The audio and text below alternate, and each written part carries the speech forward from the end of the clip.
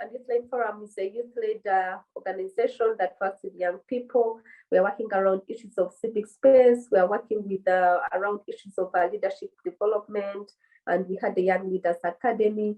So we were a home for young people in Uganda. So that's the organization used to work with, but we're closed down by governments. But at this moment, I can say I'm just a citizen of Uganda who has interest in young people and also young women.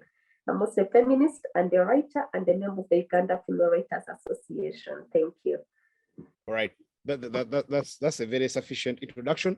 So let's have Gloria. Gloria, please introduce yourself, and then we can start officially as we wait for the other panelists.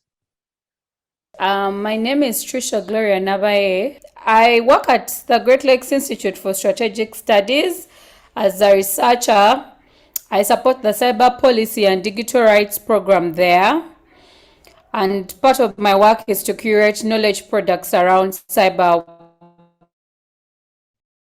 Okay, so Asiimwe, Ruth, I'm getting back to you. I just want to understand how impactful is the work of NGOs like Youth-Led Forum in a country like Uganda? How much does a country like Uganda need such organizations? And what will be the effect if these organizations are closed continuously, like we see the NGO Bureau starting or at least trying to do off times with these NGOs? Yes, Godwin, my apologies, I didn't hear the question. I simply said the NGO Bureau wrote to these organizations on 20th of August this very year and ordered a couple of them to close indefinitely, if I would add that. So when you look at the NGOs, and you say you've been working in this space for about 15 years, of what impact are NGOs to the lives of ordinary Ugandans? So an organization like Youth-Led Forum, how much impact do you have on the young people in this country, and what will be the effect if it's closed and if similar organizations are closed?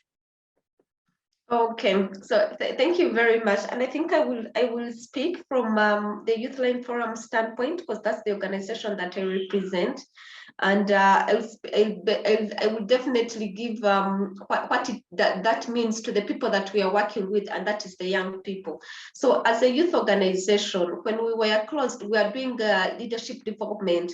We had a young leaders program, and what we used to do with the young people at that time is we would recruit people from universities, and then we take them through leadership training. So when the government closes Youth-Led Forum, that means the young people that were getting those opportunities, the young leaders that we are grooming, the university students that were grooming to be better leaders, and so they lost out on that specific opportunity. And then the other thing that we used to do, I also give it as an example, is a graduate internship program. And what we are doing with the graduate internship program is that if you're a university student, you do not have access to organizations, and you do not know where you can get internship from, we could actually connect those young people to those different organizations, and they'll get internship opportunities. So when government closes us, it will mean that the young people that we are connecting to internship opportunities, they now lost out. And then also working with political parties, we are grooming young leaders who want to be politicians. So when we are closed down, that work will not do it anymore. We are also working with youth in the informal sector, and in the informal sector working with young people who are doing borders, the border associations. We're working with young people who are maybe prostitutes, like the youth, the way they appear in the informal sector, those who are doing fishing, those who are doing, different kinds of work.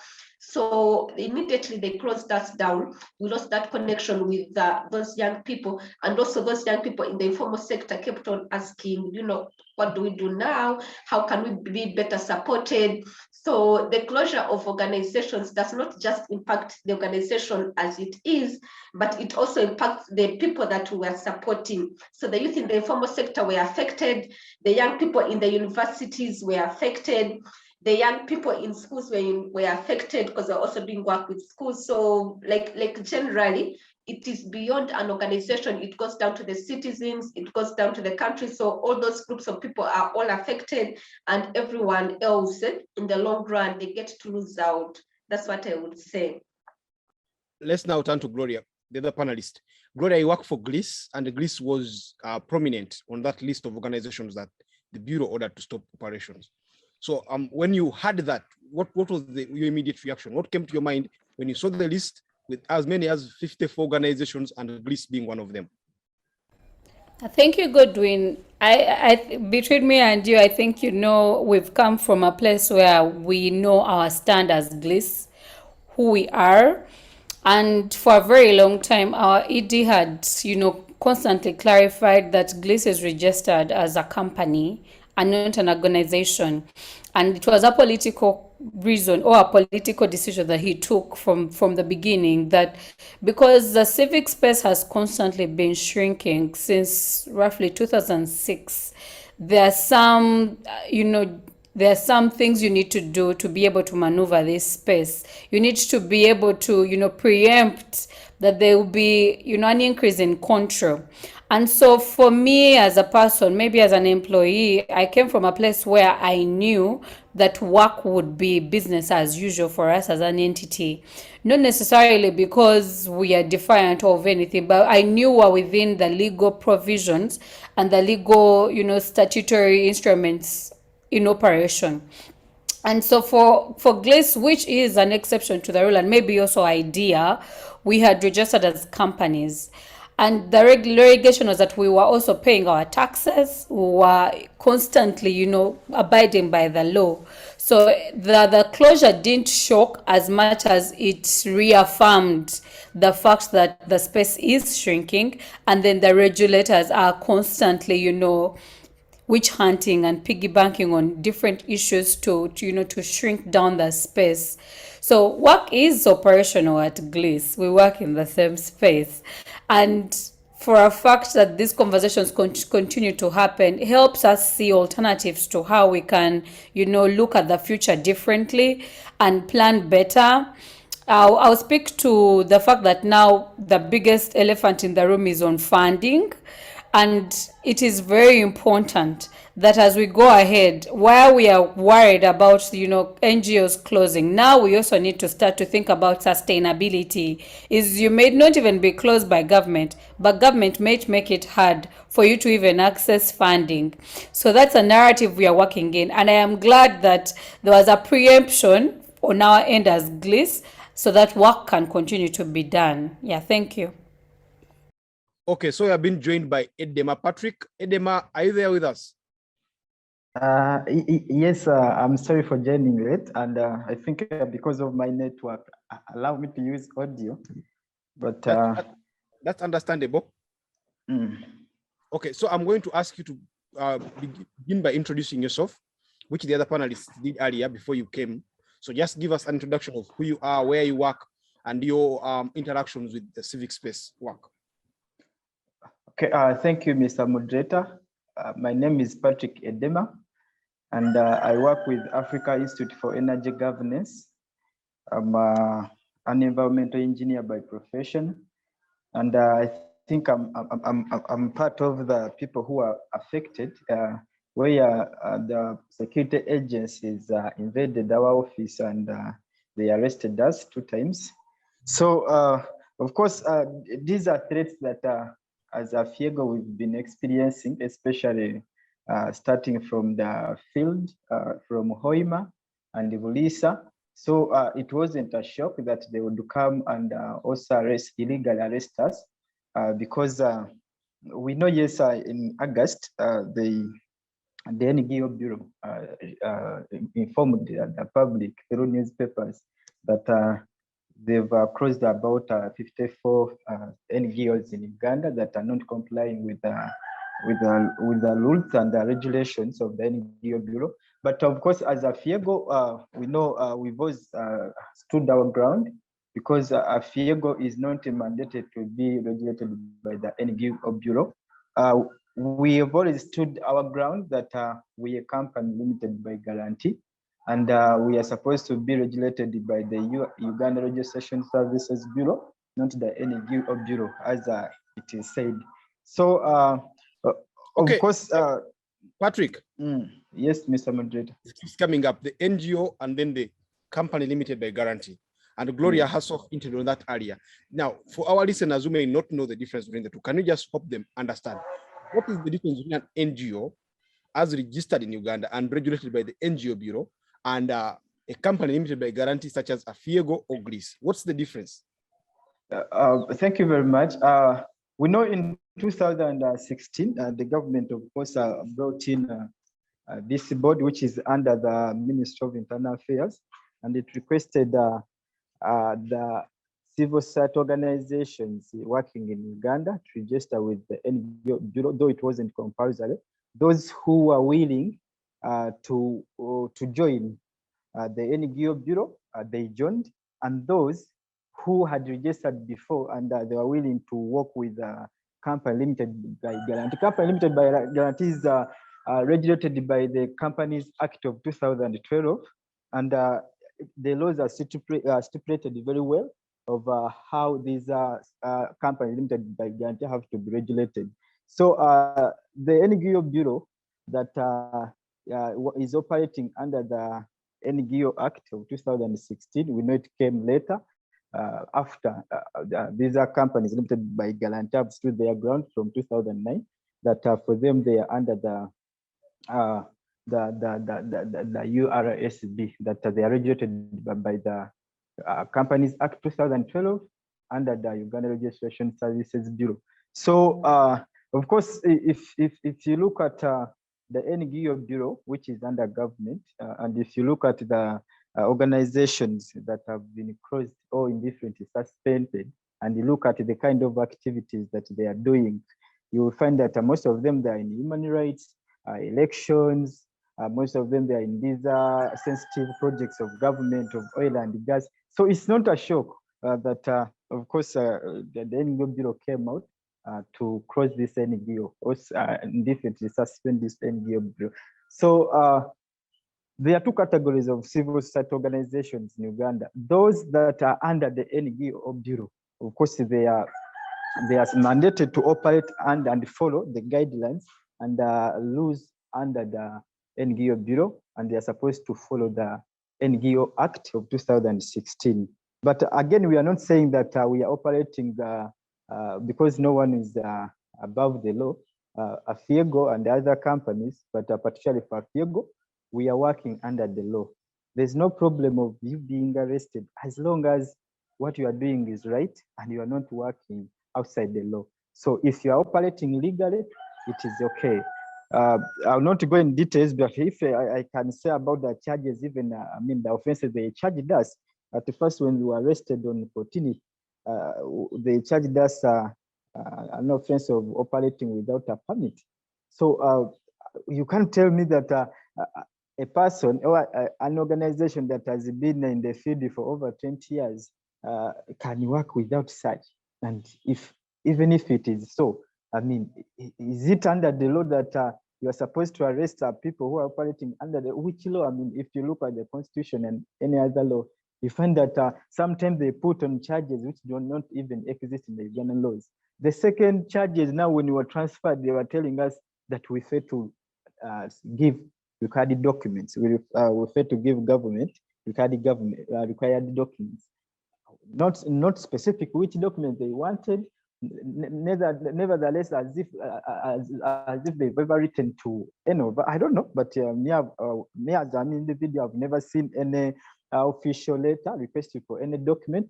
And up to date, we are still reporting to bond every week. They don't explain, they are not taking us to court. So, of course, this is the kind of tricks that government is using and other agencies to intimidate CSOs that are working in critical fields. Okay, Patrick, hold it there. Let's move back to Asiimwe. Asiimwe, when they closed the Youth Line Forum, I'm sure they gave you a reason of, as to why they did so. Do you think the reason listed, the one they pointed out, is the actual reason for which they closed the organization you are serving as ED? Yes, thank you very much, Godwin. I think it was very interesting for us, because even before they closed us down, they called us and said that we had not done annual returns, and they told us we had not done annual returns for 2019-2020, and we showed them proof that actually we had filed our annual returns. And the following day, we told them we can actually bring the annual returns. That they said that their file was missing. Like, it's fine, we can bring the annual returns again. So we brought them the following day. Like, you meet the bureau on Monday afternoon. By Tuesday morning, they had, because annual returns is about it is about it is about audit and annual report. Generally, that's what is included, and have been doing all that. So it was not a big deal. So when we were told our file is missing, so we need to file again. The following day, we went and filed. Then they asked us, you have not been, have you registered with the National Intelligence Authority? We gave them our certificate. Then we were asked, have you cooperated with URSB? We gave them, like, generally, whatever document was being asked, it was there.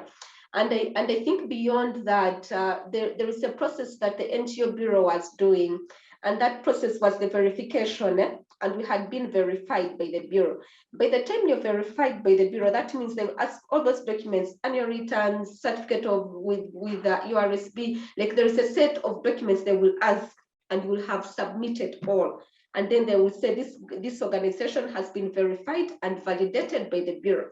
So we had been verified and validated.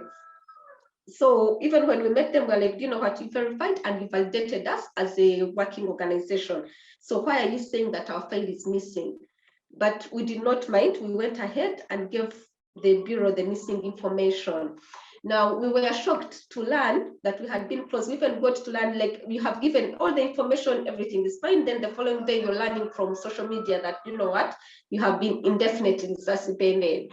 And then they're like, hey, you did not give us things. Now, this time it's like 2017 up to 2020, when you actually have proof and you have accepted receiving our documents. So as Youthline Forum, we actually chose dialogue. We're like, you know what, this is government, they are regulator. We are going to go and dialogue with them. And we went back to them. We're like, we were here last time, you asked us for documents we gave, so why are you suspending us indefinitely because of documents that you actually have?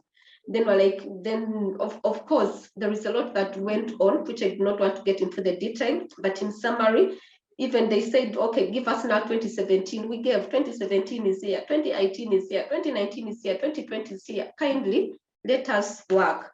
And in us saying kindly let us work, it's not just about us as an organization working, but we're looking at the people that we work with, the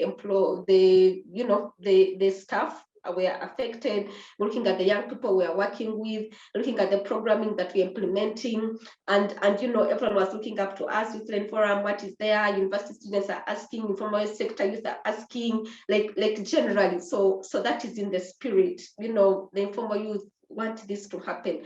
Can you kindly open us? But it's now coming to 4 months when it's not yet clear, and that is where we are. Yeah. So Ruth, just before I let you go, what reason then do you think was behind the closure? I mean, they could have said it's because you are not complying, but then there could have been a reason that you suspect. So what is that reason you suspect that led to the closure of your NGO? Yes, so definitely the official reason is annual returns 2017, 2020. That is what is official. Government wrote and said, this is what you're missing. That is what is there officially. But of course, unofficially, when we went to find out why would government close us and things like that, because it has been an engagement process. So it is mainly because we are doing work around activism. So we are telling young people in the universities that, the people that are currently in power, they started their career at the university. So there's a program we're implementing with young people at the university. And you are now at the university, you need to start here. If you want to lead this country, this is where you need to start from. So we are doing a university activism kind of work. And I think that was the main reason behind it.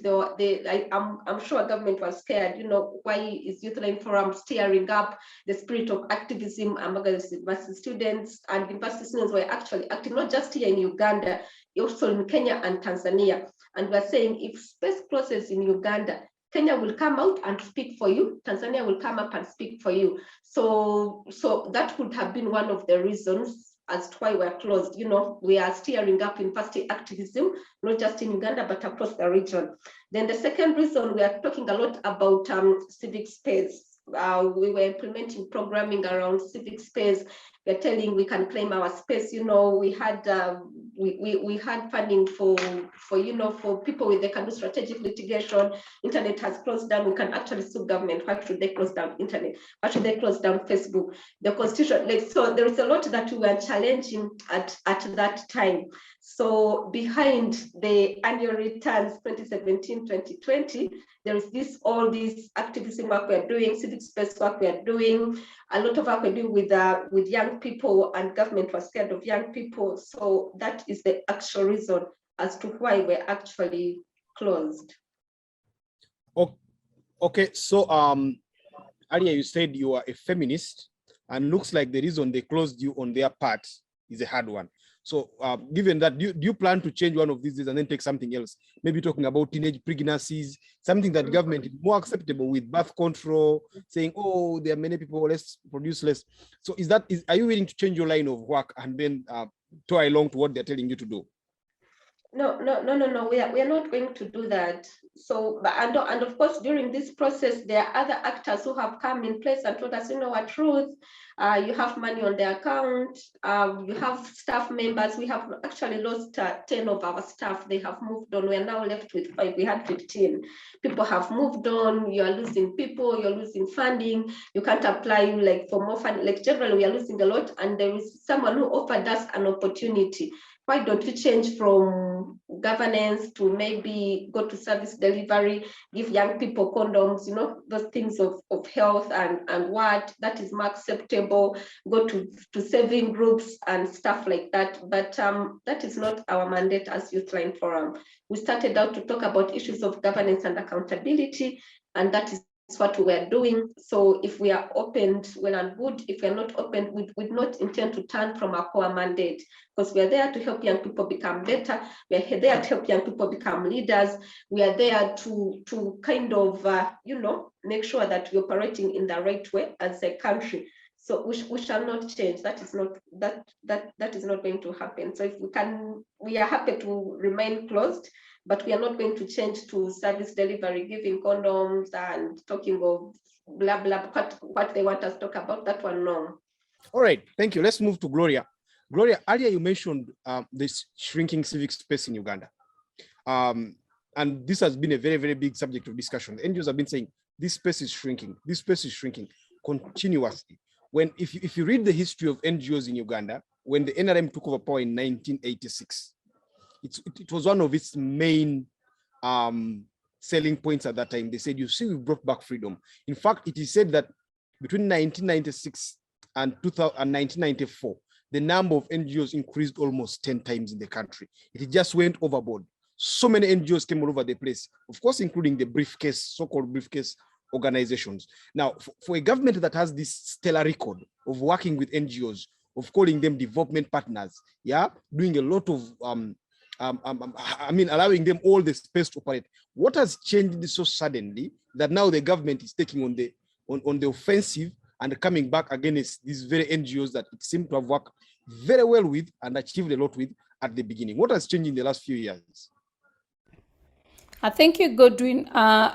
When we all should be alive to the fact that our democracy has also shifted along the way. I mean, we have been classified officially as a quasi-autocracy, and that means that the tenets of democracy have failed to deliver to us, a system that can work for the majority of citizens. So where do the organizations come in there? I think originally there was a thriving civil society between 2006 coming into 2011, where civil society would actually hold government accountable and government would actually adhere. So the narrative has changed constantly with every other election that came. Civil society then decided to not to even be a development partner, but an enemy of the state. And that narrative then began to, change the conversation civil society was having with government.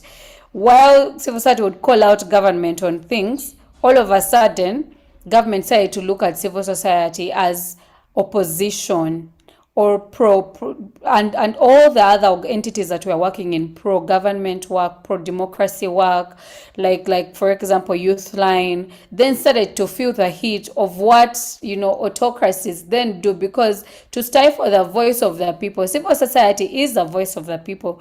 To stifle the voice of the people is then to reduce on the mandate of the citizens. And a lot of organizations have been doing a lot of civic engagement and citizen participatory work, election monitoring. You can imagine that these are things that push for democracy. Even people that fund Foundation was funding for, between this period for the next 5 years, is funding civic engagement. But it is because they've realized that there is a missing gap in civic engagement. Unfortunately, it is then now going to become a government entity, because then government wants to take on the funding pool. So you find that pro-democracy and pro-governance organizations are now being witch hunted. And when you look at AFIEGO, that is looking at issues to do with, you know, protection of the environment, and, you know, issues to deal with minerals and oils, and these are things that government is radically interested in, they're going to be stifled and they're going to be witch hunted and they're going to be clamped on, because you are in the interests of a government that has shifted from a democratic one into an autocracy. So that's a narrative people need to remember. So while Ruth speaks on compliance, which should be something that organizations do, compliance, tax file, returning the taxes and filing them, those are not the issues that actually got them closed down. The issues that got them closed down are issues of, you know, the work they were doing. They were doing work around civic space, work around advocacy, and these are issues that deal with, you know, the rights to freedom of expression and association.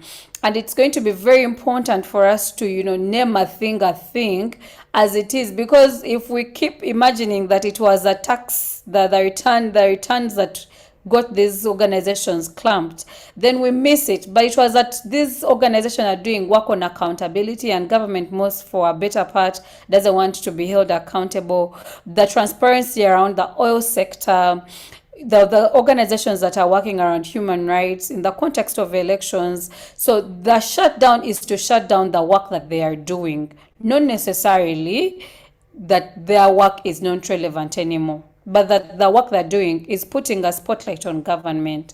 I beg to end there. Okay, thank you. So we've been joined by Carol Namara. Carol, kindly introduce yourself and let us check if your microphone and video are working, unless you don't want to join with the video, and that will also be okay. So Carol, are you there? Yes, I'm there. Good morning.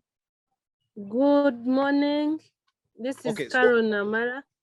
Okay, so it's unfortunate that we started without you, because we didn't want to delay our audience. So I'm going to request, like I did with the rest before you joined, that you introduce yourself, tell us who you are, tell us where you work, tell us your interactions with civic space and civic work, and anything along that line that is relevant to the discussion we're having today. Yeah, thank you so much. I'm Carol Namara. I work with Western Ankole Civil Society Forum. We work to promote social justice and human dignity. We are here in Western region. We are a subnational organization working in Western Ankole here. We've worked with the, I've been in this work for some time now. Despite that, this time we are down because of the topic definitely we are talking about. But I have interacted with the civic space, with the governance and accountability issues. That's where our niche is. We've been able to do a lot of work we've been in human rights, a lot of work here. So it's not by surprise that we are among those that were closed down, because of the nature of the work we are doing. And yeah, that's where we are. And life has to go on. Okay, Thank you, Carol. Carol, I want to give you a quick question now. So the government shut down 54 organizations. They, like Nabaye enunciated earlier, there has been this unending conflict between government and NGOs back and forth over the last few years, and it's not a phenomenon that has been here for long. Like she again said very well. If it has been here, it has intensified over the last few years. Now, I want to understand from your own perspective and the perspective of civil society, how do you go about this? This seems like a rabbit hole that you're moving and there's more confusion coming up each time. So at what point, what is the way out? Will the NGOs say, okay, let's just close and leave this government and leave this country, maybe go and put our work in South Sudan or in another country like the DRC, Kenya?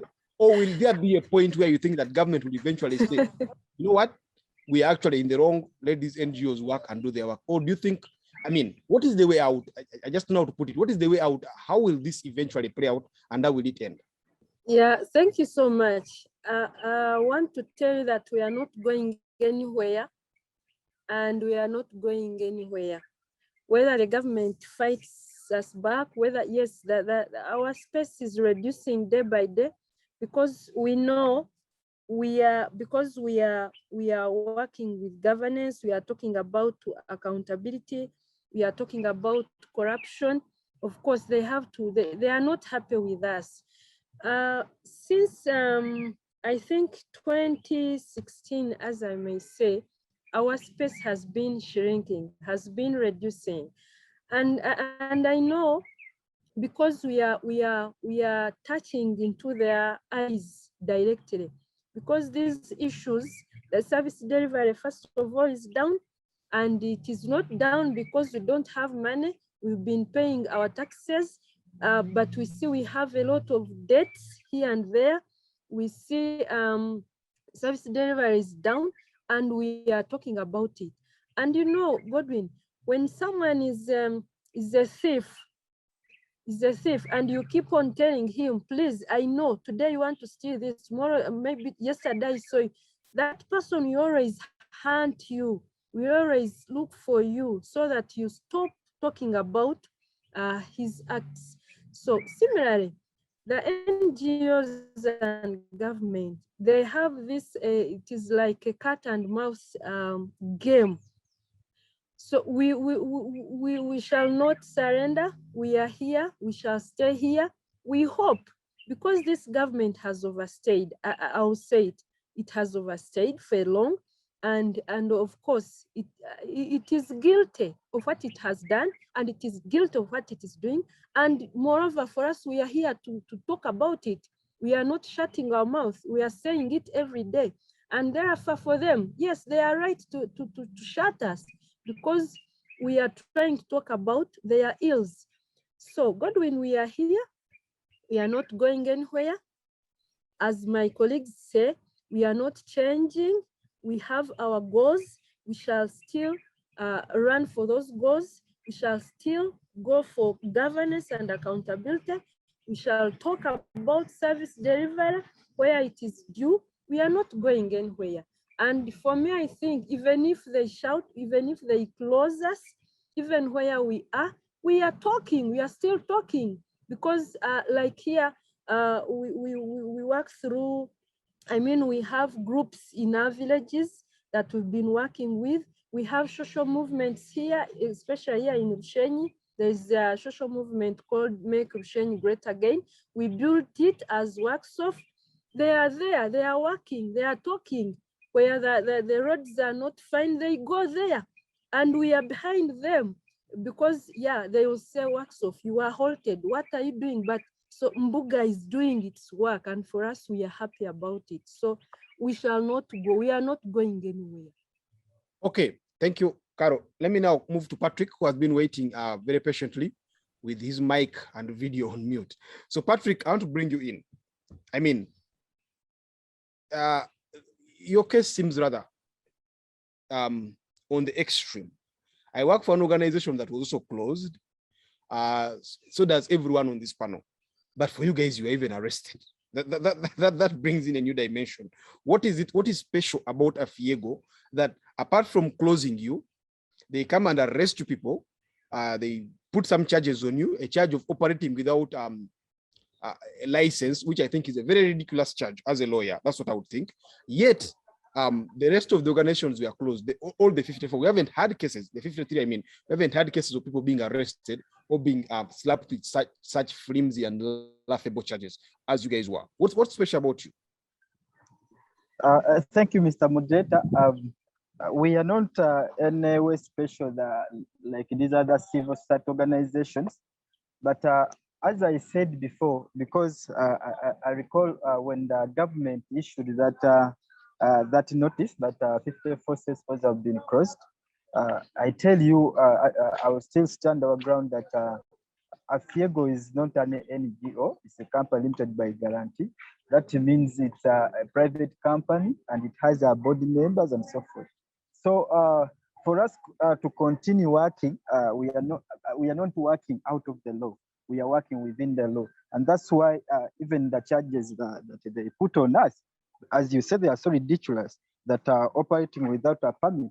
So for us, of course, we issued a press statement and we informed our people, the public and the government that AFIEGO will continue to operate, but legally. You should quote that right. AFIEGO continues to operate legally because, as I said, no one is above the law. We have to, as long as you are working within the laws. So AFIEGO continue to work within the laws until, of course, the government can do anything it can, as long as you are touching the most sensitive activity that it is doing. It can do whatever it can to make sure that it silences you. So, as I said, that we expected this because even before these civil society organizations were closed, we found that there are cases where our colleagues who are working from the field in Bulisa and the Hoima, they were also at times arrested. If our field officer, Maxwell, who was also arrested even before we were closed by the government. So these cases, of course, they've been coming up where our colleagues and our community monitors have been arrested for no reason. And you find that they just use this as a trick to intimidate and silence the civil society organizations that are working to ensure that these are communities who have now no one to represent them, that are helped and empowered to ensure that their rights are respected. So, Mr. Moderator, like as I said, that you see, this is a political move by government, because I know that was the first, and that first charge actually was dropped because it was the first charge they had put on us, like operating without a permit or a license. But even if I'm operating without a permit, because we had one of the internee, and this internee does not know even anything relating to a permit or a license. But even when you try to explain to the security that, no, look, this is an internee from Kiambo, we're just doing intern, and these people cannot listen. They're like, no, we found in the building and we are arresting you because you are big-headed. And because they realize that, operating without a permit is not in any way in the Ugandan laws, they have to drop with that. Right now, we are reporting on board on a case of failure to give required documents. I don't know the required documents, because as long as you meet the obligation that you're supposed to do, filing returns, paying the taxes, doing everything, I don't think whether there's any way you can stop working as long as what you are doing is right. But of course, I know, as one of my colleagues said, that especially when you're working in these sensitive sectors, extractives, the forestry, the environment, and so forth, human rights, and you will find yourself in the same shoes. Because I know where, as AFIEGO, where we are working from to ensure that the environment is protected from the abuses and human rights violations are stopped by the government to this side, especially the oil project affected people. You have to expect such incidences to happen. So I know it is part of government's trick to silence each and everyone who comes up to ensure that it fights for the rights of these vulnerable communities who are suffering consequences. For instance, I hope I'm still on topic, but for instance, some of the 9 PAPs, the 9 project affected PAPs who are affected by the project, government, compensated them inadequate compensation, little money. And when they rejected the money, government decided to take these people to court, that they've refused to the compensation. And unfortunately, court allowed the government to deposit the money in court so that it should be court to pay the 9 PAPs. So if AFIEGO comes up to appeal on that decision, of course, such incidences they have to happen. So AFIEGO continues to operate, but in a legal manner, not out of the law, and we are not as any special organization the other. Okay, thank you. I just want to be sure that I'm being heard because I had lost my network at some point. Do you hear me? Yes, I can get you, Mr. Moderator. Okay, now for our dear audience that has been listening in very attentively, I see many of you typing your questions in the comment section. That is welcome. We can always interact with that. But I want to let you know that in the next 20 or so minutes, I'll be done with this set of questions I'm asking, and then we'll turn to you and you will ask the questions up to the end. So you'll have about 45 minutes on your part to ask questions to our panelists, and they'll still be here to respond. So whatever questions you have, whatever point they've made and you need to contribute to challenge or to interact with, just note it down for that time. 20 minutes from now, we should be there. So let me now turn back to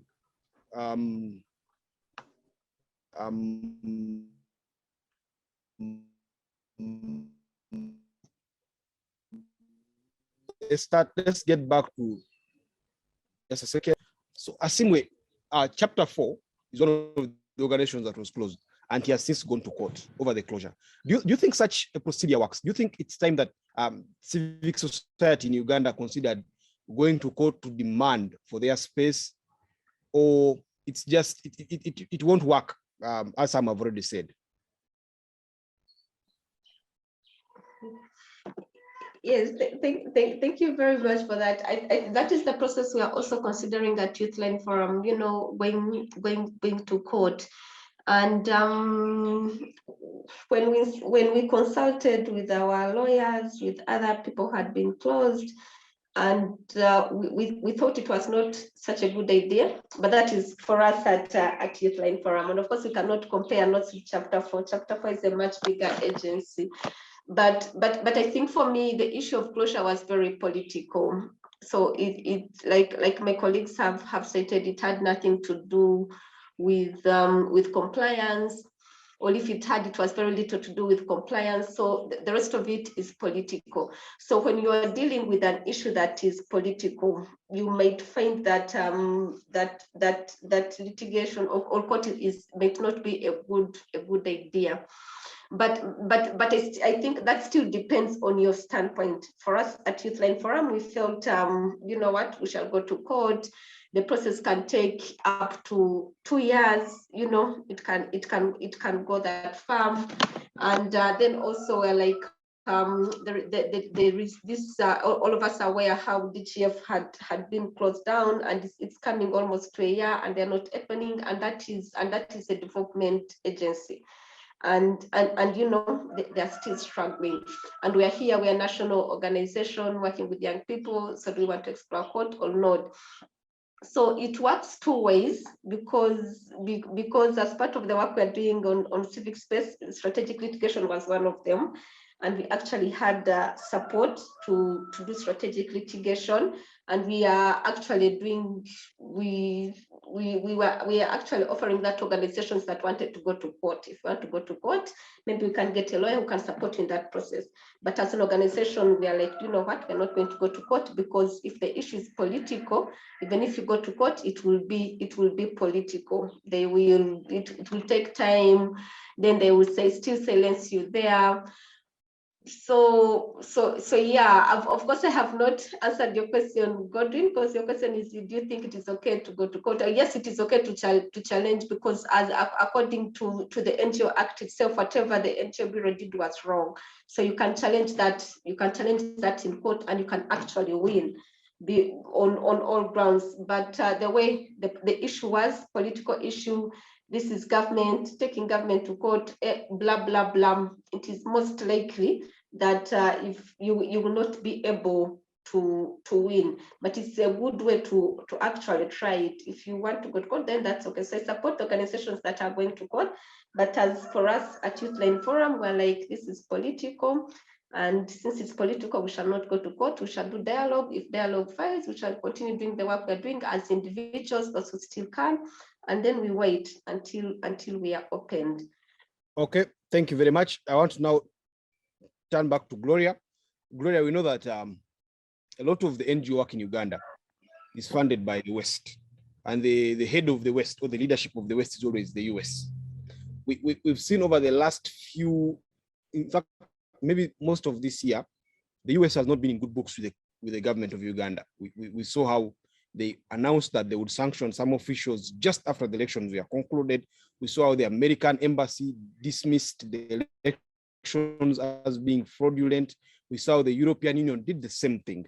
Then I think a few days back, they actually announced that the chief of CMI, the chief of intelligence, had sanctions, financial sanctions placed over him.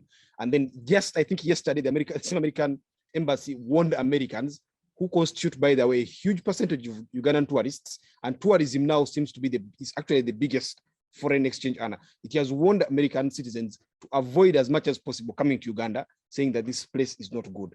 Do you think these NGOs are a victim of circumstance? The elephant, I mean, the grass in a fight of elephants that involves the government of Uganda and the West, or the American government, or the American establishment, if I can call it that, in these circumstances? Because it seems like the more the Americans and the West press, the more the government takes the beating, then the government passes the beating to those that can find and afford to beat, being the NGOs in Uganda. Do you take that view, as some have said already?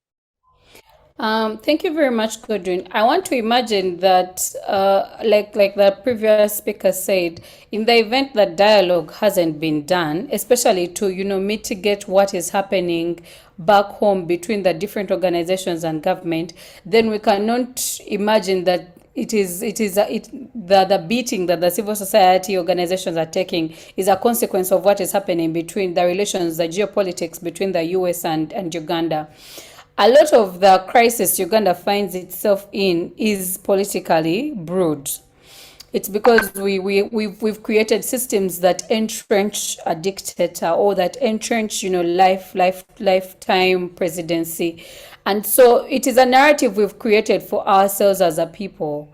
I want to imagine that the regression intensified around the removal of the age limit that allowed Mr. Museveni to run for office in 2021, and it left government unchecked because there was a lot of dissent and pushback and a lot of foreign how can I say it, foreign insight on what was happening within Uganda. So fast forward into the 2021 general election, there was a lot of backlash. The November killings also heightened the West's view on what Uganda was becoming. I know recently we weren't invited to the Democracy Day, and other countries were invited and Uganda was excluded. And the Minister of Internal Affairs, in his remark, was like, they will regret why they secluded us. But we've become, the black child within the region. We are in different regions fighting wars. We failed to fight wars back home. We've created a curtailment of dissent between opposition, between civic activism. And so it is an accumulation of a lot of things that have made it hard that for even civil society, which should be a complementary, entity on government, to even thrive, because then there is pushback on the work that they're actually doing. You can no longer hold government accountable. So the geopolitics only plays in effect in regard to what is happening back home. And especially because a lot of people have accused the West for not taking a stance on, on autocracies. It's a double-edged sword. There are very many times they abuse them for interfering, but then also there are very many times they've called them out for not holding these governments accountable. And so constantly we imagine that they should be able to redeem us, but the answers to our problems, to the impunity within the country, to the curtailment of dissent, are issues that we need to deal with in our country as a people. We need to have an honest conversation, and that is where Ruth continues to say dialogue. We need to push for dialogue, sit on the table and build consensus around issues that are pushing us. Otherwise, we are constantly going to be held in a witch hunt between opposition, between activists, between civil society, and it's going to push us to create alternatives to organizing. And I want to imagine that as long as we do not have consensus and we are not building together, it's going to always be a witch hunt. And the only thing that the West can do either is to distance itself or ally with you. And as long as the Americans are distancing themselves from Uganda, it speaks to a narrative that happened to Egypt, it speaks to a narrative that happened to Sudan, and it speaks to a narrative to what is happening in the region where autocracies are thriving, that different countries and different entities are now distancing. That is why Uganda is now looking east. Then you find it's now creating allies with China, allies with Russia, because those are entities that don't mind autocracies, and they'll be also glad to work with them as well. So the geopolitics around it is that in creating allies with low developing countries, we need to imagine that the politics that is happening here is going to shape the different allies Uganda has. That is how DGF comes into this mix. European Union has called out Uganda very many times, especially in regard to election violence. And the ideal would be that you close a fund that pushes for pro-democracy work, so that work is not funded. So that's a narrative. It's creating allies within the geopolitics of running a government. Thank you. Let me bring back Patrick. Patrick, the employment bit of it. The government of Uganda invests billions of shillings. In fact, could be as much as millions of dollars every year trying to lure investors to come into Uganda, trying to ensure, to say that Uganda is a favorable destination for investment. You had the president's speech at the Dubai Expo earlier this year where he was saying, come and invest in Uganda. Uganda is now ready. In fact, they termed it the right time, the right place, something like that, meaning that Uganda is really ready for investment. Yet, NGOs in this country employ quite a number of people. The young, the old, the women, the aged across the country. In fact, very many people who are employed in this country and are doing well seem to also have a connection with the NGO sector. Now, if the government starts to clamp down on NGOs, isn't this a huge conundrum that on the one hand, the government seems to invest so heavily in calling investors to come here with the aim of creating employment for her citizens, many of whom seem to get out of campus and can't find a thing to do. And yet the same government then turns around and starts fighting a sector that is obviously employing quite a huge number of Ugandans. So where does this, if you look at it from that perspective, is this a serious government? Is the government shooting itself in the foot? Do the NGOs need to, for instance, tell the government how many people they employ so the government can get a better picture and know how to deal with them, perhaps in a better way? How do you take this? Yes, thank you, Mr. Moderator. Yeah, indeed, of course, the NGO world or the civil society world employs a lot of young people in the country. And I think it has done much to reduce on the high levels of unemployment. And the good bit of it, you find that, of course, these young people who get employment opportunities in this civil society world, I mean, in most of the cases, they ensure that they fight for their fellows' rights, their fellows' rights to health, right to clean environment, rights to everything. But of course, however, if you see like government coming up to cross about, because if you find that the 54 states was only that were crossed, because in the country there are over 30,000, but you might find that on average, each year civil society organization or NGO has on average like 10 employees, and these are young people, young aged people, and others are volunteering and so forth. So shutting out these civil society organizations, I mean, it brings an effect on these young people. But again, if you look at, of course, the opportunities, of course, government sometimes always come up and say, for instance, you find that there are a lot of billions of money or dollars that are being invested in these projects, government projects like the oil and gas project. And of course, government has always been coming up to tell these young people that, of course, we are investing a lot of money because there are a lot of employment opportunities.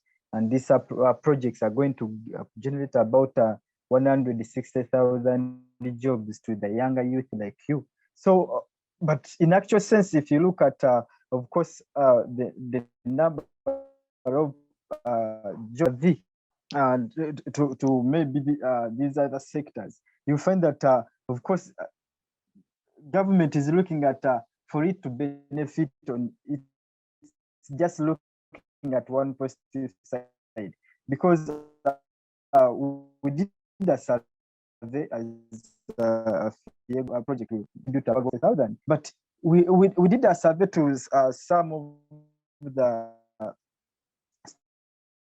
students who have been doing, like, for instance, petroleum engineering, that are supposed to be working in the oil and gas sector. And some of the students will go to from Chiguba, the same institution that the government constructed to ensure that 8% of these young people working, others are working in milk dairies and something to do or what, as long as, because this government, there are only a few people who are, I mean, feeding their stomachs, because at the end of the day, a person will not mind about these 200,000 maybe people who are in Uganda. They finish their degrees and they have nothing to do, and even as chance they've got to work in some other sectors, and they are also, I mean, just away from there by crossing those organizations where they are working with these high levels of unemployment that we have in the country. I mean, of course, I'm seeing, to me as a person, I'm seeing that the government is doing a disservice to itself. Yes, indeed, instead of crossing these organizations, I mean, government will come up with other alternatives, because we know one of the challenges that we have in the country is corruption and unemployment.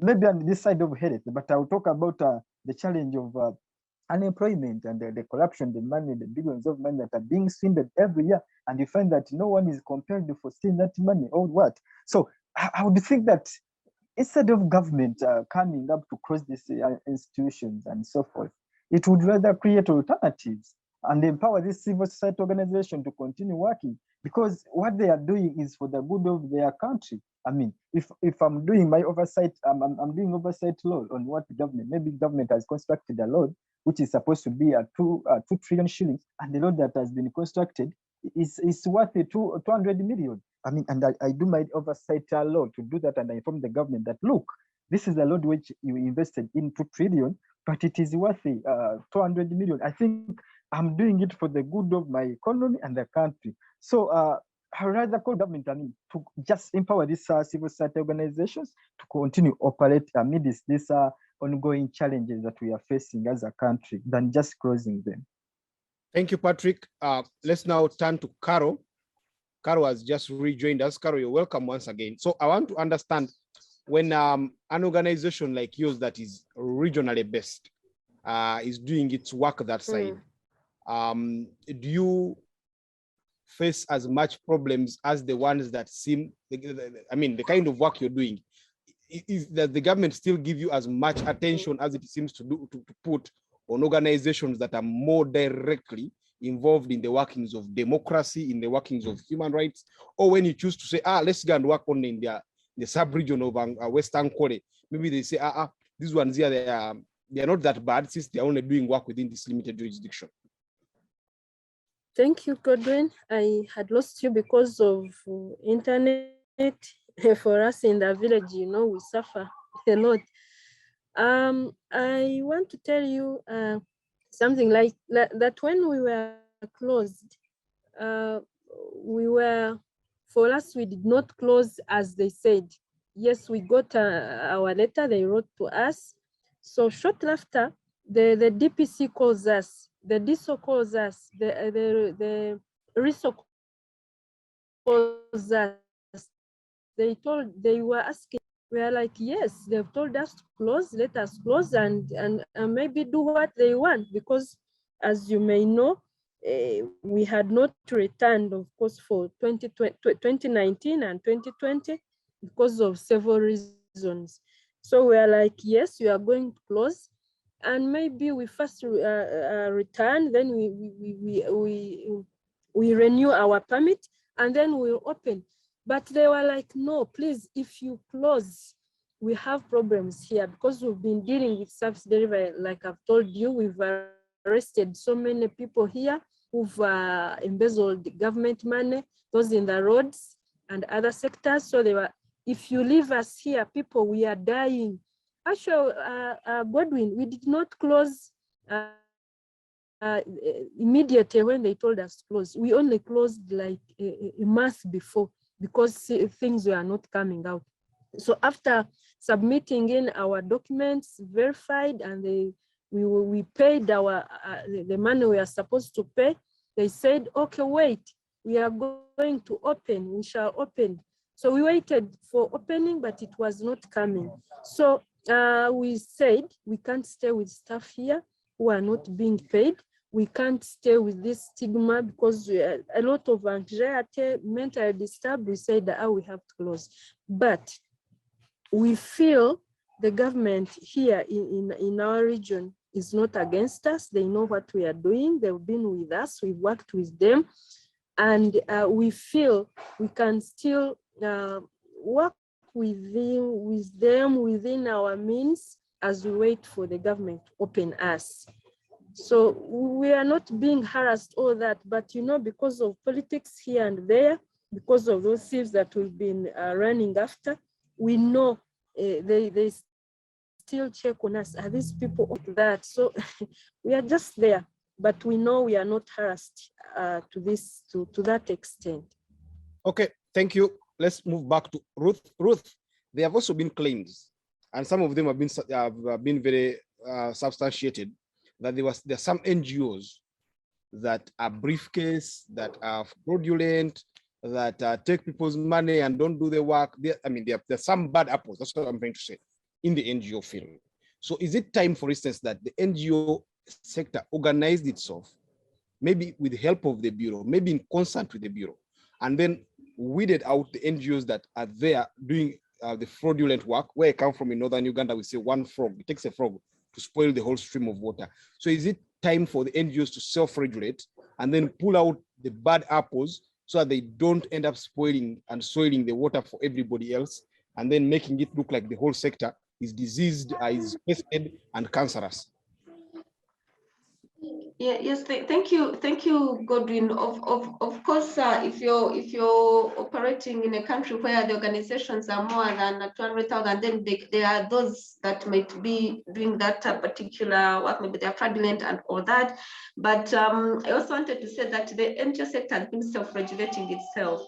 We have the QAM, the quality assurance mechanism that is being spearheaded by Geneva and the NGO forum, which really helps to organizations to check themselves, check their systems, do some kind of audit and all that. And it is a system that has been helping organizations to self-regulate. So when the NGO Bureau as our regulatory body, I think they have had instances where they have closed down organizations that were fraudulent, organizations that were, ripping off people and using the NGO word to actually steal, if I can use the word steal, from people. So when those instances were there, the NGO Bureau, I think they did the investigations and they called down those organizations and they closed them. I think we had those instances before these gift of organizations were closed. There was an instance where the NGO Bureau did another press statement and said these organizations were fraudulent and we are actually closing them. But of course, before they closed them, there should have been a due process to make sure that if they're closing them, it is for that reason that they're closing and not using their regulatory body, status to close down those particular NGOs. So to answer your question, I think our mandate as NGOs, we are very clear. We are helping communities, whatever our mandate is. So if we run short of that, we should be put in check. And organizations that have run short of that, they have really been put in check. But also, I think there is a narrative that people are using to spoil the name of NGOs, to say nothing is going on, NGO, nothing going on there. They're just stealing people's money. They have ghost beneficiaries and things like that. And that narrative is used to spoil our name. And it has been going on for quite some time. So that one is unacceptable. So we should not allow, as civil society leaders or even as people working with NGOs, we should not allow that narrative of organizations are there to just take on people's money. They get donor funding and they don't do anything. So that one, we should refuse it. But also, where there are organizations that have received funding and they have not done the work they're supposed to do, they should be put in check, and they should, and the NGO Bureau then can come in, or any other actor. It doesn't even need the regulator to come in. We can be checking ourselves, and here we have gone wrong, and there we can be, there we can be stopped. But using that as an excuse to close down NGOs, using that as an excuse to give NGOs or civil society a bad picture, a bad image, using that as an excuse, to just say that we are bad, we are not supposed to be there, we are not supposed to operate, or we are opposition, or that it shouldn't be used as a bad narrative. If where organizations are going wrong, they can be checked, but let us not use that as a narrative, because that is a wrong narrative. I know of many organizations that are working, that are doing well. Their constituency that they represent are happy with them, and actually we are achieving a lot more of impact. If you see the change that is happening in this country, it is because of the contribution that organizations are doing. And government, by the way, is aware, whereas they don't want to accept it. They are aware of the work that we are doing. They're aware of the change that is happening in communities. They do not just want to accept it. So that narrative should be promoted. We are doing our work and we're doing it well. But if there is an organization that is using that is painting that bad picture, it should be checked, and it can be deregistered and all that. Thank you. After that, I'm going to bring in the audience, but let me first get a question from Nabaye, Gloria. Gloria, what do you view as the future of NGOs in the next 20 years or so in Uganda? Will it be a better working place for NGOs? Will things get more complicated, or will that depend on the government we have in power? Will that depend on the attitude of the people? So when you sit back and as someone that works in this space and look at NGOs, how they are today, we've already moved to electronic cars, man has gone on the moon and all that. So what do you think will be the changes with the NGO field? Thank you, Godwin. I think the future for NGOs and what's going to happen for NGOs is that they need to reinvent themselves. And so NGOs that are working on pro-democracy work need to be able to empower citizens to be able to run the show, because, pushing without the citizenry is going to be very detrimental to their progress. But then also we need to look around to self-sustenance and sustainability. The future of work should be that NGOs and entities within Uganda should be able to self-sustain in the event that the donor funding reduces, that the likes of DGF and all the other, foundations that give money for civil society and NGOs to be able to run stops. We need to have alternatives to funding. Can we become then self-sustenance? I know a lot of organizations are now buying land and building and, creating a lasting legacy that will ensure that even when they are gone, even when those executive directors are gone, work can still be done. And then also, I think what is also going to happen is that organizations are then going to create alternatives to work. If you've been doing pro-democracy work, are there areas around pro-democracy that you should be advocating for more? For example, while we know the election narrative is pushing for dissent, a lot of government will push for dissent in that area. Can we reinvent the wheel on making sure that we push Ugandans to the polls? Can they decide? Can we create awareness around the fact that their vote counts? because holding the government accountable has caused the space to shrink. Can we, enlarge this space, leverage other spaces, go online, organize online, create clusters, meet as we are meeting right now on Zoom? Because there was a time you had to, have a full meeting, book space for such a meeting, only for police to show up and close down. But if we can sit and organize differently, then I know we'll be able to thrive. I am imagining we don't need to go underground because we are citizens of this country. So virtue of the fact that we are citizens, then we are mandated to organize, we are mandated to critique, we are mandated to offend, and we are mandated to hold this government accountable. So the future is going to be in the power of the people. If we can empower the people to be able to articulate the issues that matter to them, then the work for organizations and civil society will be lessened. So more civic engagement, more civic, drive, more civic participation, and more civic empowerment. Because the narrative is that we may be seated here thinking people know, when actually people don't know what they should be doing. So I educate them, engage them, empower them to be able to hold their leaders accountable and to ask the questions that matter. And that is a future for organizing for civil society. Thank you. Okay, thank you. Let me ask the same question to Patrick. Patrick, what do you view as the future of the NGO and civil society in Uganda and maybe in East Africa or Africa in the next 10, 20, or 30 years, bearing in mind that China that doesn't believe in this kind of work seems to be rising.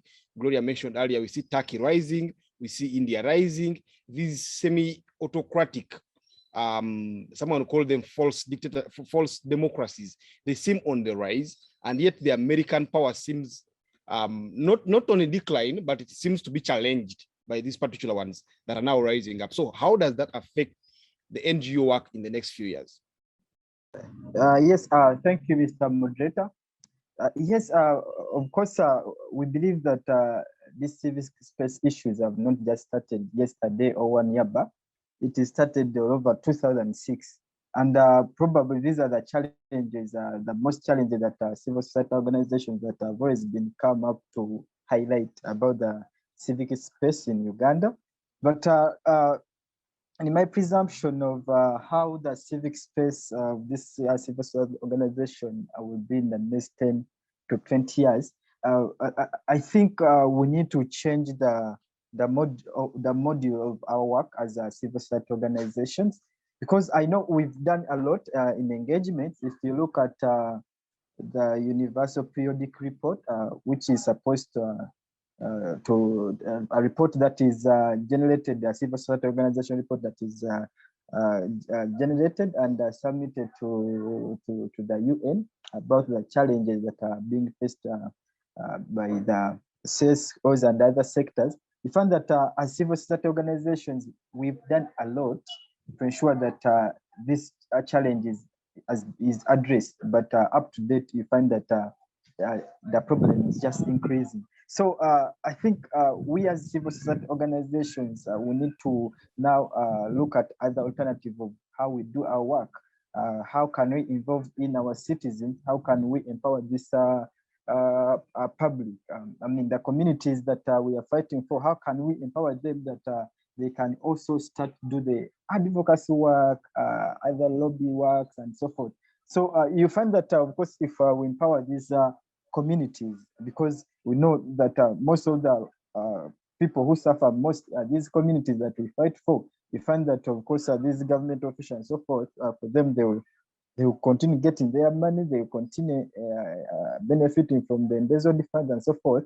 But it is these local communities, us, the local people who are suffering the consequences much. So as civil society organizations, I think we need to see how we can empower these other citizens so that they can also engage and do the accountability work. Because in most cases, we find that, of course, most of the people, they look at civil society organizations as their helper. Because, for instance, if you look at some of the communities we've been engaging in regard to the East African crude oil pipeline, where, I mean, their property was evaluated in 2018, and there was cut-off dates were placed there, and up to date, they were stopped from using their land. And I mean, the compensation rates that were used were not as the current compensation rates and so forth. You find that they really looked at AFIEGO as their savior. But if we could empower them, because like right now, if AFIEGO was crossed and it was not operating, I think if we had empowered these communities, I mean, they would take the lead to ensure that they engage the leaders, they engage their political leaders, the government, such that their grievances are addressed. So we as civil society organizations would need, I think the most important thing is how do we involve in this citizens and the public to ensure that even in the absence of AFIEGO or Chapter 4 any other organization, the work can continue to be done to ensure that Uganda benefits from the resources, their rights to clean environment, their rights to health, their rights to education, in anything. Thank you, Mr. Moderator. Okay, thank you very much. Asiimwe wanted to respond to that question as well briefly. So I'm going to bring her on right about now. Asiimwe, you have the floor. Yes, I just, it was very exciting for me when you asked that question. And I want to say that I think we are in trouble as civil society organizations, especially those of us that are working on issues of governance and accountability. So as long as the current regime, the current government stays in power, and the next 5-10 years, they are trying to hold on to that power. And as when they try to hold on to that power, they know civil society organizations, specifically those that are working on issues of governance, accountability, they're going to be on, they're going to be on their back. So they will not want us to kind of speak and all that. So in the next 5-10 years, we are in trouble. Those of us that are working on governance issues. I have worked in Zambia. I have worked in Tanzania. When I worked in Zambia, you cannot speak in Zambia. When I went to Tanzania, people in Tanzania cannot speak. And that is what is going to happen to Uganda. We are getting to a situation where you cannot speak. If you speak, you're closed. So you either speak and get closed, or if you're looking out for livelihood, so you don't speak at all. So that is where we are heading. So if we know we are heading to a position where you either speak and get closed, or you do not speak at all and remain where you are, so people are going to start looking out for survival. So we're going to see a lot of civil society organizations going to, they're going to build like the likes of Malaria Consortium, give directly, it's going to be livelihoods, health, education, all that, but not governance and accountability. So for civil society organizations out there working on issues of governance and accountability on this particular question where we are headed, if the current regime is still in power, and it is, and it won't hold on to that power for the next 10 to 20 years, we are not going to be operating, we are going to be stopped, like generally, our space is going to be closed for good. And that is why they're not going to the detail of what Patrick and Tricia talked about. That's why it is now important to let the citizens speak. And of course, we know who our citizens are. We have been in elections, do the citizens have that capability to speak? So if we now, we already, like you saw Godwin, government is saying, if you're going to get a grant, it has to be passed through the ministry, the proposal has to be approved by Ministry of Finance or what. So any money that is coming to you, the Ministry of Finance has to approve that kind of funding. So that is the way of saying, if the ministry sees that you're going to talk about governance, you're going to tell university students, what you can lead this country, you're going to kind of talk about civic space, they will not approve that kind of funding. So that is really stifling down our civic space. So what is necessary, like Patrick and Tricia has said, is the citizens. How do we start preparing citizens now? Because in the next years, as long as the current regime is in power, we need to empower citizens to be able to speak and make sure that they can be able to lead. But otherwise, governance accountability will not be an issue in the next 10 to 20 years. Government will stifle it down. I submit. Let me stop there. Okay, thank you. Let me now move finally to Carol before I bring in the audience. So like I said earlier, we're going to have a session with the audience where you will ask a question and channel, and it should be a single question in the interest of time. So I don't want someone saying that I'm going to ask 5 questions. That would be unfair to the rest. So you ask a single panelist a question and the panelist will respond. So once you have a question, you raise up your hand, you press the raise hand button. And once you do that, the administrators will allow you to ask your question, and then you can channel the question to the panelist you will choose. Let me now ask, as we get ready for that, let me ask Namara Carol the same question. Namara Carol, do you think the NGO landscape is going to radically change? Do you think we have reached the apex? Do you think things are going to become harder? Do you have hope? And are you optimistic that things will become even better? And I'm going to request that you answer that briefly so we can move on to the audience. Yeah, thank you, Godwin. From the look of the things, I think that our life is becoming tighter, and the government is putting nuts on NGOs. And because, like my colleague has said, it has to stay here. It has a plan of overstaying. Like when they removed the age limit, that was the yardstick of staying in power for long. And for us, we are here to talk about the ills. And therefore, since they want to stay here, they will make things more complicated for us. And for me, I think getting more funding in maybe in 3 years to come, it won't be easy for us, because as already we are having this the problem of accessing money from I mean our money. If they want to see who is giving you money, how are you going to use it, that is already a nut that it is stopping us from accessing funding. And therefore, I think, like our colleague says, we are going to leave it to citizens to talk. But for us as NGO leaders or as NGOs, we have nothing to do. In 10 years to come, I think if you find only maybe 100, those ones dealing in health, giving out to mosquito nets and all that. But if you're still talking about governance or social accountability, you want to be here in this NRM government. Yeah. All right. So we turn now to the questions from the audience. The admin is in charge of that.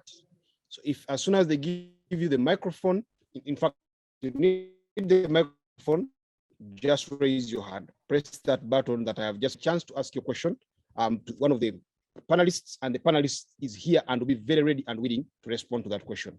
So who do we start with? Anyone there that has a question? Just press the bar. I mean, just press the hand, they raise the hand bar, and then we come to you. Admin, do we have any hands up? Admin?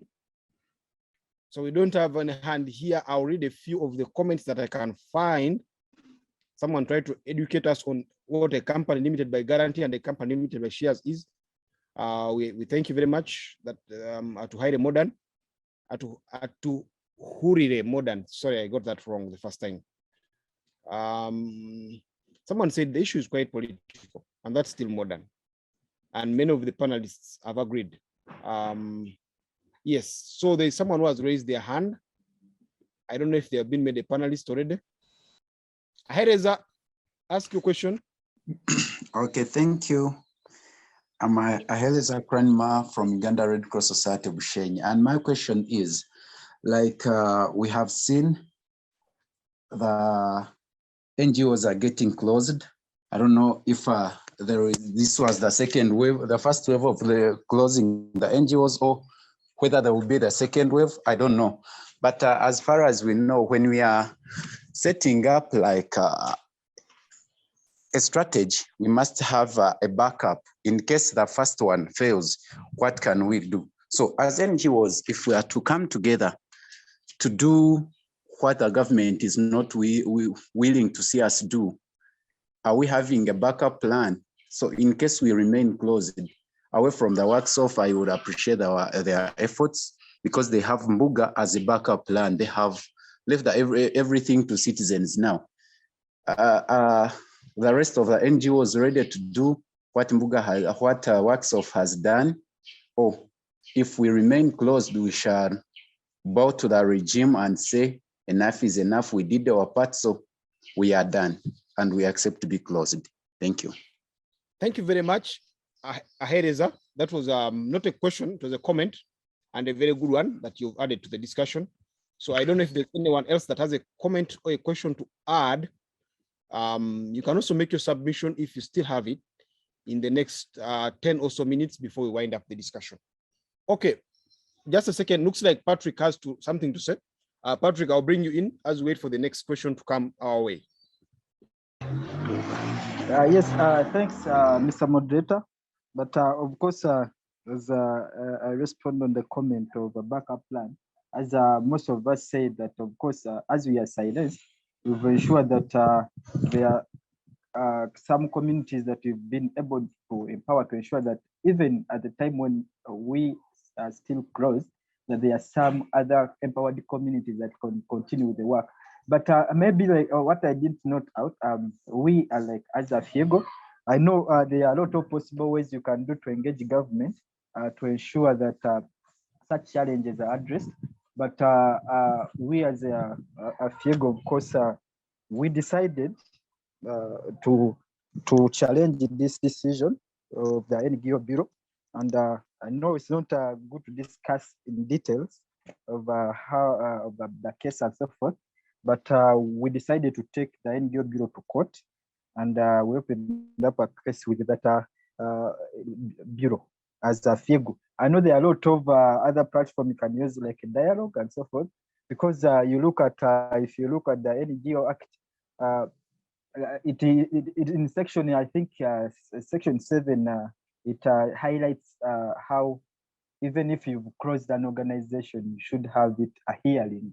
I mean, you organize a hearing to hear from them, which I doubt whether the NGO Bureau did it to any organization before closing it up.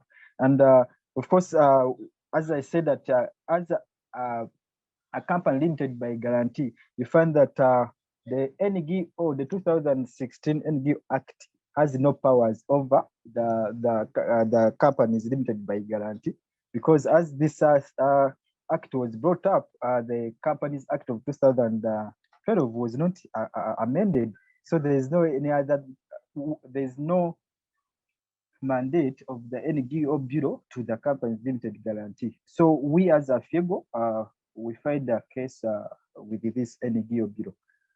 Thank you. Thank you. Looks like you people touched on everything. I don't see questions coming our way, and I don't think they're even going to come, even if we waited the whole day, or even if we waited until the chicken came back home. So now what we are going to do, let's have our conclusion. I'm going to ask each of you to make their conclusions, and then we can call this discussion one that is done, since we've discussed exhaustively much of the things that we ought to have discussed. So let's begin in descending order. This time we're going to have Carol Namara speaking first. Oh, thank you so much, Godwin and my colleagues. Thank you for organizing this meeting, really disturbing us. As WACSOF, we've really suffered a great deal since we closed, because we can't do our work that we are supposed to do. I mean, we can't provide to our families what we are initially doing, and maybe we may even expect some violences at home because we are doing some things. I mean, we are contributing to the basket at home, so we are not doing it. And therefore, as the NGOs, I think we need to work together to make sure that we fight. I don't know, I'm not saying we fight this government, but we fight for our rights. I mean, I don't know, maybe we need to organize another meeting and see how do we pull our views together. What do we do after this? Because we are at home, we are closed into our offices, we are not doing anything. The government is our enemy, yes, but are we staying under the cover? Shall we stay under the chair? Shall we stay like that? So how about our people there? Because they know we are their voices. So now we are keeping quiet. But what do we do? So to me, I think we need to push on.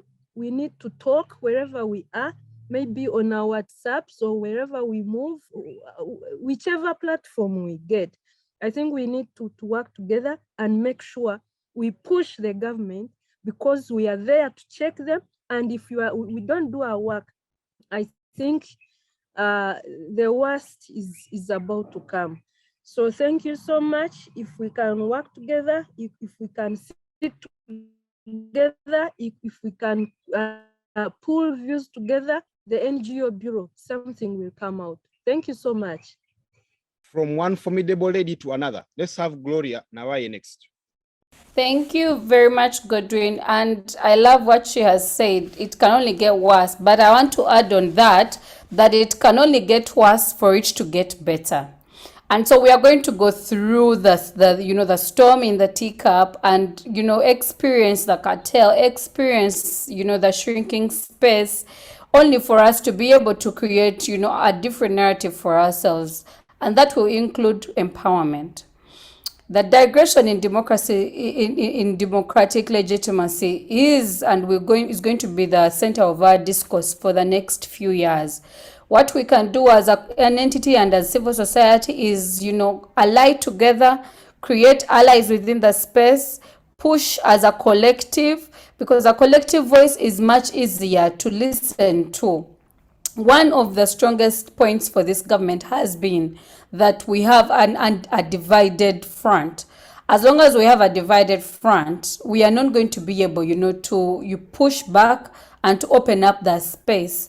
So in our efforts to open up this shrinking space and to stop the clamp on civil society, we need to stand as an entity, as civil society, but also as citizens of Uganda, and demand and push back.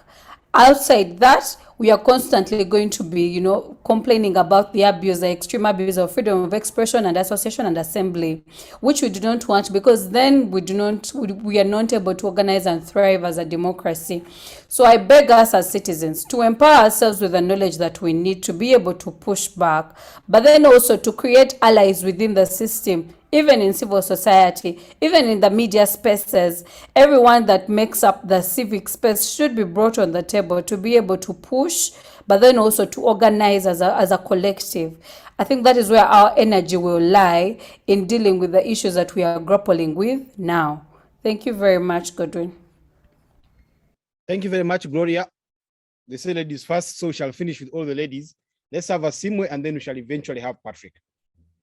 Yes, thank you very much, Godwin. I think where I want to end from, and I know that as we're having this conversation, when we were closed as Youth Line Forum, one of the things that we discovered that all the meetings that we are having online or physical, the security was present. So I'm sure even as part of this meeting, if we are the participants that are online, there is someone coming from security. And I think this is where I want to conclude from. So for the people working for security and even government, I want government to know that we are not an enemy.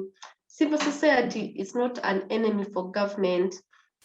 So if only government would realize that, and the people that are in power, that if only they could recognize that we are not an enemy, we are here to make lives better for Ugandans, and it doesn't matter whether you're working in health, education, governance, and accountability. We all want a better Uganda.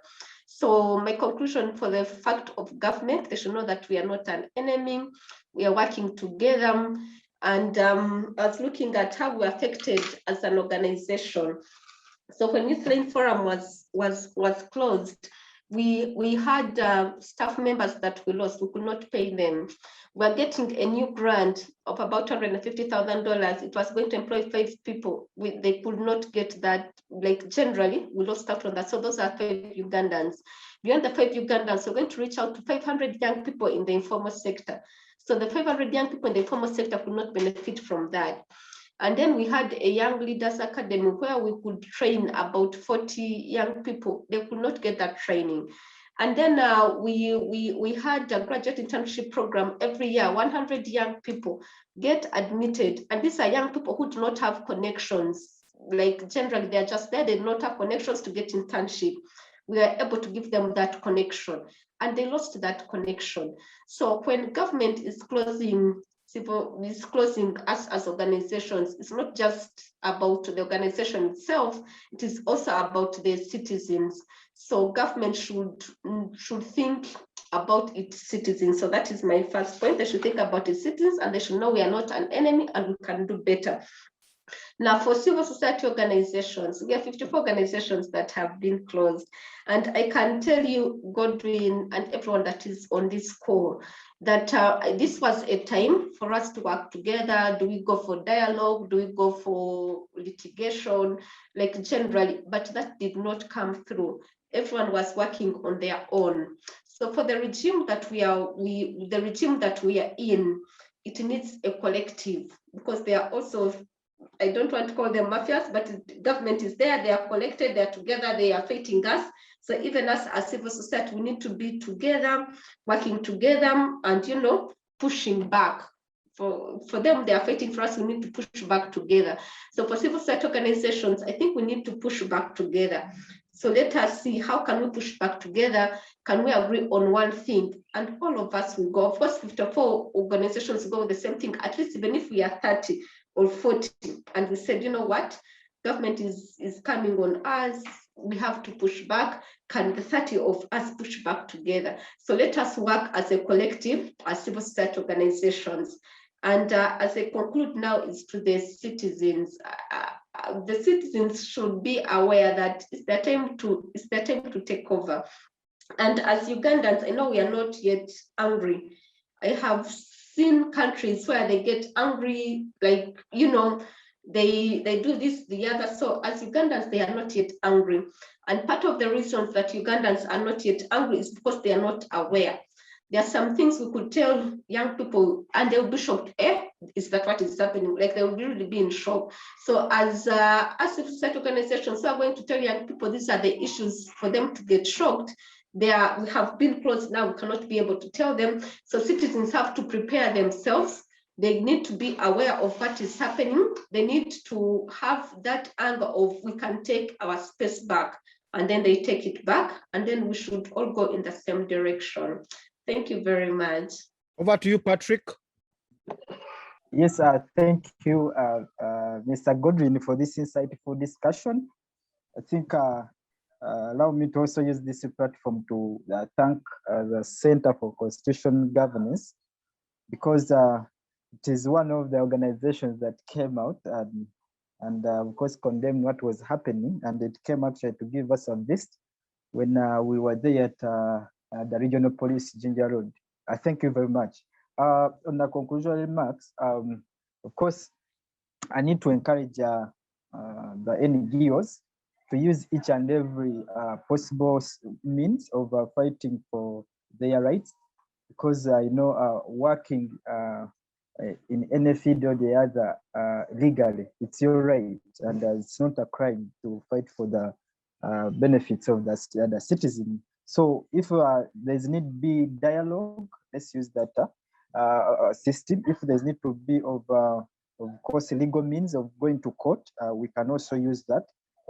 But we need to try to check up each and every system which we can use to ensure that our challenges are being addressed by the government. Maybe and lastly, most of us we've talked about togetherness and how we and the unit. So as civil society organizations, of course, we need to come together. I know most of us work in different sectors, others in human rights, others in education, health, extractives. But if we come together as civil society organizations, I know we might not necessarily reduce the challenges we are facing in the civic space, but at least government can hear our plea or our cry. So to all the participants who have been here on this call to listen to us, thank you for attending. I know we've learned from each other, and this will take us to another step. Thank you, moderator. Thank you, Patrick. Thank you, Gloria. Thank you, Ruth. And of course, thank you, Carol. Our dear audience that listened in attentively, we hope that we learned something from this. We hope to engage more. We believe that in engaging, there's power. In talking, there's power. The Bible, for those that believe in it, say that says that God created the world through word, through speech, through the tongue. So we hope that through this kind of engagements continuously, we'll get our voices heard, we'll get the government and all the parties involved respecting the civic space and NGOs more. This is one of many. We've had these discussions on Twitter Spaces and we'll continue to have them on different forums. We hope that whenever we have them, you will join us and listen in. To the team at CCG, thank you very much for organizing this discussion. We hope to have more, we hope to engage more, and we hope to have the best out of these. Thank you very much to the panelists, thank you very much to the audience, and thank you very much to everyone that got involved in this. So from us, from me, this side, we say have a great day, have a great weekend, and God bless you all.